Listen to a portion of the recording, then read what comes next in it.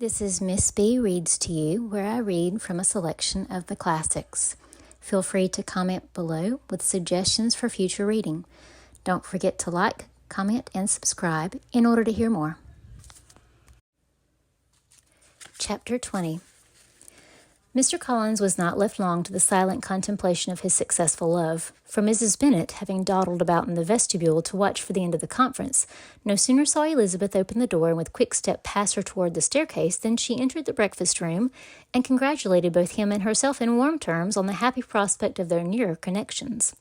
Mr. Collins received in return these felicitations with equal pleasure, and then proceeded to relate the particulars of their interview, with the result of which he trusted he had every reason to be satisfied, since the refusal which his cousin had steadfastly given him would naturally flow from her bashful modesty and the genuine delicacy of her character.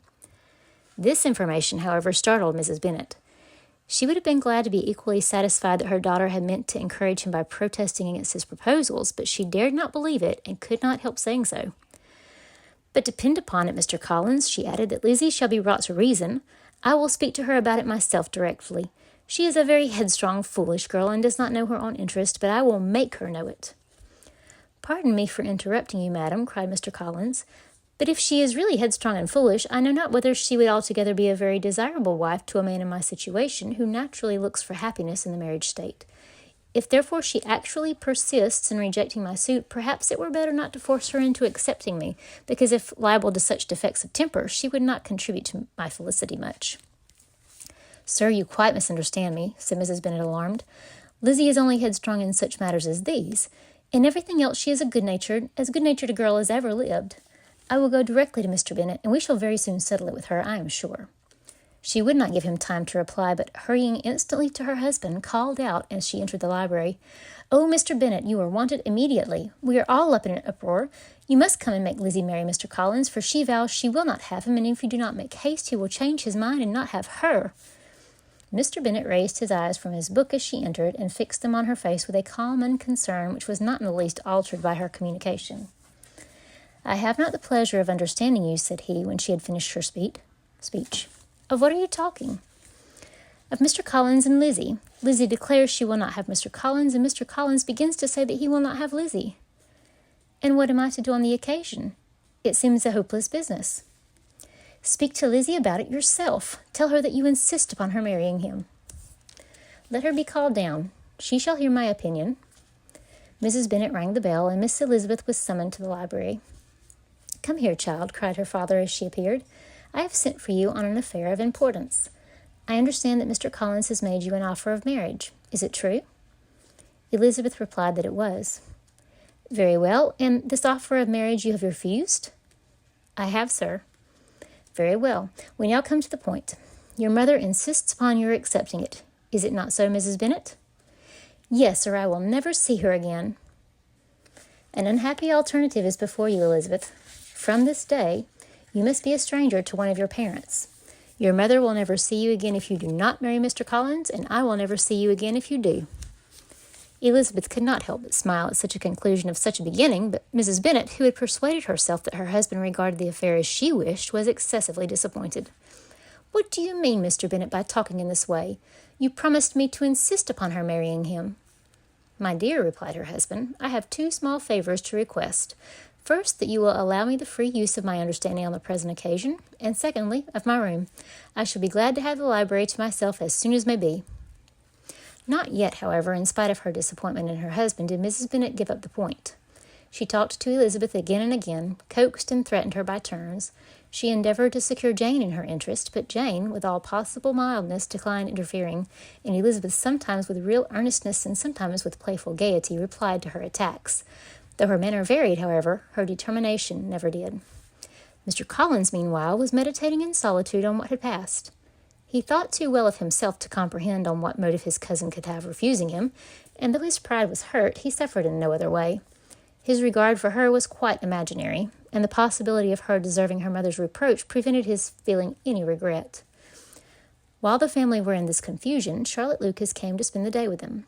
She was met in the vestibule by Lydia, who, flying to her, cried in a half-whisper, "I am glad you are come, for there is such fun here. What do you think has happened this morning? Mr. Collins has made an offer to Lizzie, and she will not have him."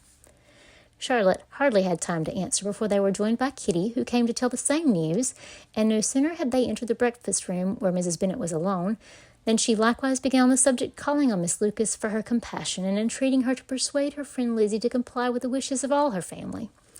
"Pray do, my dear Miss Lucas," she added in a melancholy tone, "for nobody is on my side, nobody takes part with me, I am cruelly used, nobody feels for my poor nerves." Charlotte's reply was spared by the entrance of Jane and Elizabeth. "Ah, there she comes," continued Mrs. Bennet, "looking as unconcerned as may be, and caring no more for us than if it were at York, provided she can have her own way. But I tell you what, Miss Lizzie, if you take it into your head to go on refusing every offer of marriage in this way, you will never get a husband at all, and I am sure I do not know who is to maintain you when your father is dead. I shall not be able to keep you, and so I warn you, I have done with you from this very day. I told you in the library, you know, that I should never speak to you again, and you will find me as good as my word. I have no pleasure in talking to undutiful children. Not that I have much pleasure, indeed, in talking to anybody. People who suffer as I do from nervous complaints can have no great inclination for talking. Nobody can tell what I suffer, but it is always so. Those who do not complain are never pitied." Her daughters listened in silence to this effusion, sensible that any attempt to reason with her or soothe her would only increase the irritation. She talked on, therefore, without interruption from any of them, till they were joined by Mr. Collins, who entered the room with an air more stately than usual, and on perceiving whom, she said to the girls, "Now I do insist upon it that you, all of you, hold your tongues, and let Mr. Collins and me have a little conversation together." Elizabeth passed quietly out of the room, Jane and Kitty followed, but Lydia stood her ground, determined to hear all she could, and Charlotte, detained first by the civility of Mr. Collins, whose inquiries after herself and all her family were very minute, and then by a little curiosity, satisfied herself with walking to the window and pretending not to hear. In a doleful voice, Mrs. Bennet thus began the projected conversation.